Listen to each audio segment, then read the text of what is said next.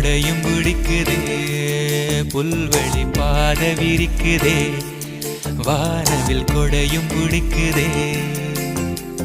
மணியின் ஓசை கேட்டு மனக்கதவு திறக்குதே.